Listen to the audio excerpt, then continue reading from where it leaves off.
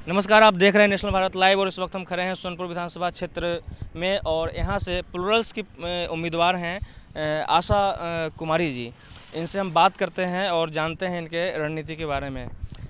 Madam, सबसे पहले तो आप ये बताइए कि प्लूरल्स आपने क्यों ज्वाइन किया? बिहार को बदलना है, इसलिए मैंने प्लूरल्स को ज्वाइन किया है। तो जो पुष्पम प्रिया जी का जो मोटो है बिहार को बदलने के पीछे, उसके बारे में एक लाइन बताइए। मोटो सिंपल है, रोजगार देना है और जब तक बेरोजगारी दूर नहीं होगी तब तक बिहार को बदला नहीं जा सकता है। हम दूसरे प्रदेश में जाने के लिए विवश हैं और वो संभव है बिहार में कि हम बिहार में ही रोजगार पाए और इस मुहिम को अगर हम लेके आगे बढ़ते हैं तो बिहार डेफिनेटली बदलेगा। बिहार बदलेगा। सोनपुर विधानसभा क्षेत्र से आप खड़ी हैं, क्या लगता है आपको ये आपके विधानसभा क्षेत्र में क्या बदलाव होना चाहिए? हमारे विधानसभा क्षेत्र में सोनपुर अपने आप में बहुत बड़ा इतिहास रहा है। उस इतिहास को अगर हम बस बरकरार रखें तो यहाँ की स्थिति बदल सकती है। सोनपुर किसी चीज़ का मोहताज नहीं है, बस उसको सही रूपरेखा देने की ज़रूरत है और डेफिनेटली अगर प्लूरल सरकार में आती है तो सोनपुर का जो आने वाला समय है वो एकदम।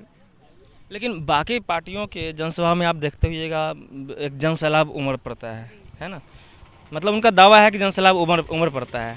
और तो कैसे इन सभी लोगों के बीच में कैसे एक नया उम्मीदवार अपने आप को उभारेगा?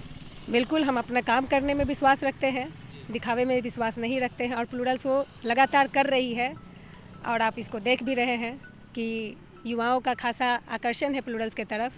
बहुत कम समय में प्लूरल्स ने जो छाप छोड़ा है वो अपने आप में बहुत बड़ी बात है। कल पुष्पम प्रिया जी जा रही थी पटना, पैदल जा रही थी, पुल पार कर रही थी। इस बीच उन्होंने गाड़ी से ही लाइव किया। उन्होंने बोला कि यहाँ का जो सिस्टम है बहुत ही ख़राब है, इस सिस्टम से लड़ पाना बहुत मुश्किल हो रहा है। इसके बारे में आप क्या कहेंगे? बिल्कुल, सिस्टम खराब है। जब लोकतंत्र है तो सभी के लिए बराबर नियम होना चाहिए, किसी पर्टिकुलर पर्सन के लिए कोई खास नियम नहीं होना चाहिए। नहीं लगता प्लूरल्स की जितनी भी सभाएं हो रही हैं आप देख रहे हैं, जितने भी रोड शो हो रहे हैं आप देख रहे हैं, किसी में ना लॉकडाउन का उल्लंघन किया जा रहा है, ना आचार संहिता का उल्लंघन किया जा रहा है, लेकिन पर्टिकुलरली इसी पार्टी को टारगेट किया जा रहा है हर समय, नॉमिनेशन से लेके चुनाव प्रचार तक।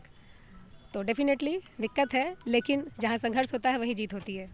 तो क्या लगता है, मतलब एक जैसे प्लूरल्स पार्टी का एक नेचर रहा है कि हम शिक्षित लोगों को दे रहे हैं, टिकट दे रहे हैं, शिक्षित लोगों को हम खड़े कर रहे हैं, बावजूद इसके बहुत बड़े पैमाने पे प्रत्याशियों का नामांकन रद्द किया गया है। इसके पीछे क्या मानते हैं? मानसिकता तो क्लियर है कि प्लूरल्स को उभरने नहीं देना है। प्लूरल्स पहली पार्टी थी जो 243 सीटों पर लड़ने वाली थी और पहली ही पार्टी है जो आधी आबादी की बात कर रही थी। आधी आबादी को 50% सीट्स पे उन्होंने लाने का दावा किया था, लेकिन कहीं ना कहीं हम इसमें फेलियर हुए हैं, नॉमिनेशंस रद्द हुए हैं और इसमें हम किसी को टिप्पा टिप्पणी नहीं करेंगे। सरकार की जो भी रणनीति रही हो प्लूरल्स को दबाने की, लेकिन हम अपना काम कर रहे हैं और हम एक दिन क्या इसी विधानसभा क्षेत्र में जरूर उभर के आएंगे। आपकी सरकार बनेगी? बिल्कुल बनेगी, 110% बनेगी।